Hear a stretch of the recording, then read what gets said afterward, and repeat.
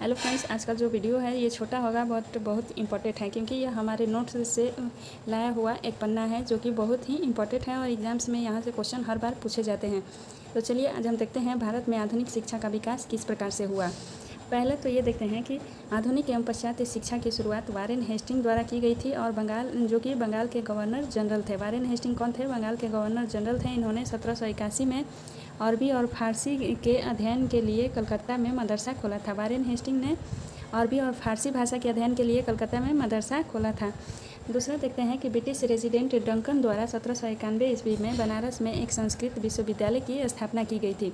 तो क्वेश्चन पूछता है कि बनारस में संस्कृत विश्वविद्यालय की स्थापना किसके द्वारा की गई थी? तो डंकन के द्वारा बनारस में संस्कृत विश्वविद्यालय की स्थापना की गई थी। अगला पॉइंट है, लॉर्ड वेलेस्ली द्वारा गैर सैनिक अधिकारियों की शिक्षा हेतु 1800 ईस्वी में फोर्ट विलियम कॉलेज की स्थापना की गई थी। तो फोर्ट विलियम कॉलेज की स्थापना किसके द्वारा की गई थी? तो लॉर्ड वेलेस्ली के द्वारा की गई थी। और कब की गई थी? तो 1800 ईस्वी में की गई थी। नेक्स्ट पॉइंट देखते हैं कि इस सिद्धांत के द्वारा, यानी कि फोर्ट विलियम कॉलेज की स्थापना लॉर्ड वेलेस्ली के द्वारा की गई थी। अगला देखते हैं अधोमुखी निस्यंदन सिद्धांत। अधोमुखी निस्यंदन सिद्धांत क्या है? तो इस सिद्धांत के द्वारा यदि शिक्षा समाज के उच्च वर्ग को दी जाएगी तो वह छन छन कर जन सामान्य तक जाएगी। यह इस अधोमुखी निस्यंदन सिद्धांत का मुख्य लक्ष्य था और इस सिद्धांत को सरकारी नीति के रूप में सर्वप्रथम ऑकलैंड द्वारा अपनाया गया था।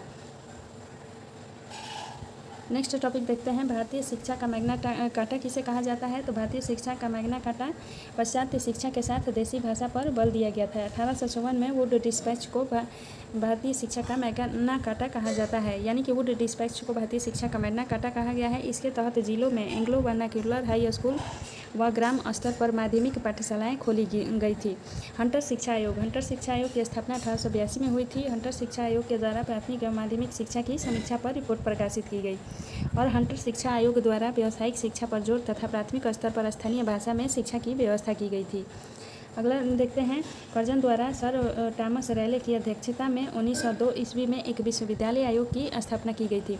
यानी कि विश्वविद्यालय आयोग की स्थापना पूछेगा किसने किया था? तो लॉर्ड कर्जन ने किया था। और किसकी अध्यक्षता में? तो टॉमस रैले की अध्यक्षता में। और 1902 में 1904 में भारतीय विश्वविद्यालय अधिनियम पारित किया गया था। भारतीय विश्वविद्यालय अधिनियम किसके द्वारा पारित किया गया था? तो यह भी लॉर्ड कर्जन के द्वारा पारित किया गया था और 1904 में किया गया था। विश्वविद्यालयों में अध्ययन शोध शिक्षा हेतु सुझाव के लिए विश्वविद्यालय अधिनियम पारित किया गया था। नेक्स्ट पॉइंट देखते हैं, पॉइंट है कि माध्यमिक शिक्षा तथा उत्तर माध्यमिक शिक्षा बोर्ड की सिफारिश की गई थी सेडलर आयोग के द्वारा। सेडलर आयोग की स्थापना 1917 में हुई थी।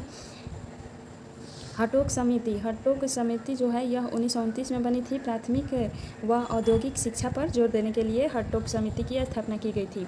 और वर्घा शिक्षा योजना जो है वह 1937 में लाई गई थी और महात्मा गांधी जी के द्वारा लाई गई थी। वर्घा योजना को ही बुनियादी शिक्षा योजना भी कहा जाता है। महात्मा गांधी द्वारा शिक्षकों के प्रशिक्षण, पर्यवेक्षण, प्रशासन व सुझाव के लिए वर्घा योजना 1937 में दी गई थी। अब देखते हैं सर्जेंट योजना। वर्घा योजना जो है यह राधा कृष्णन आयोग 1948 के द्वारा भी जुड़ा हुआ है। राधा कृष्णन आयोग 1948 जो है यह विश्वविद्यालय के पाठ्यक्रम एवं शिक्षा पर बल देता है। सर्जेंट योजना जो कि 1944 में स्थापित की गई थी, इसके द्वारा प्राथमिक एवं उच्च माध्यमिक विद्यालय स्थापित करने का लक्ष्य रखा गया था। अब आता है विश्वविद्यालय अनुदान आयोग, जिसे यूजीसी कहा जाता है। यूजीसी की स्थापना 1953 में हुई थी और इसके द्वारा राधा कृष्णन आयोग की सिफारिश पर इस आयोग की स्थापना हुई थी। कोठारी आयोग जो कि 1964 में स्थापना हुई थी और कोठारी आयोग का मुख्य उद्देश्य था शिक्षा के सभी पक्षों पर बल देना। तो फ्रेंड्स, हो गया ना ये छोटा पैकेट बड़ा धमाका वाला बात। तो चलिए मिलते हैं नेक्स्ट टॉपिक के साथ नेक्स्ट वीडियो में। तब तक के लिए धन्यवाद।